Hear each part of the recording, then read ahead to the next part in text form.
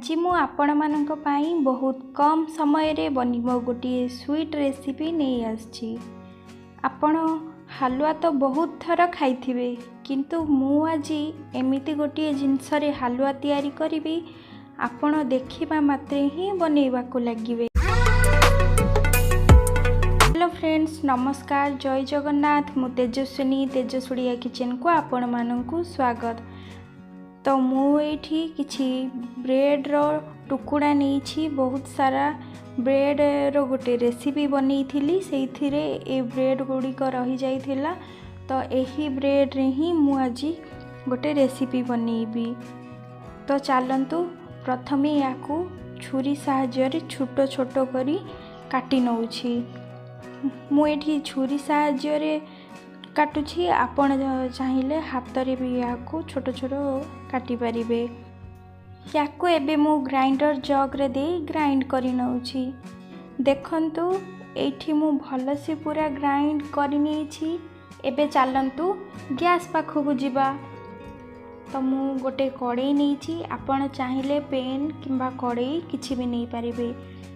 Half tea spoon मु कड़ाई रे बे घियो दउछि। घियो बे गरम हो गलानी।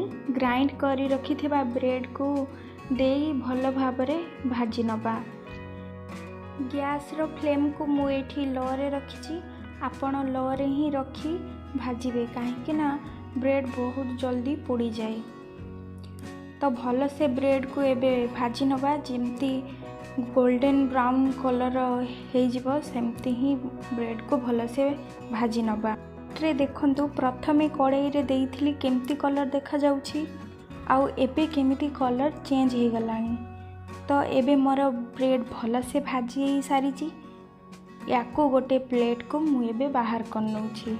तो सेही कड़ाई रे आउ गोटे टीस्पून घियो दउछि। सेथिरे एबे मु किछिटा ड्राई फ्रूट्स दे भाजी नउछि। मु एठी काजू और पेस्ता नीची, आपण चाहिए किसमिस नहीं पारिबे। ड्राई फ्रूट्स एठी मोर भाजी सारची। याको मु गोटे प्लेट को बाहर कर नउछि। एई कड़ाई रे मु आउ हाफ टी स्पून घियो दउछि। सेथिरे एबे मु गोटे कप चीनी दउछि। आपण जदि मीठा बेसी पसंद करंती तो कम बेसी करि परिबे। एबे मु गोटे कप पानी देई ताको फुटिया पई छाड़ी दउछि।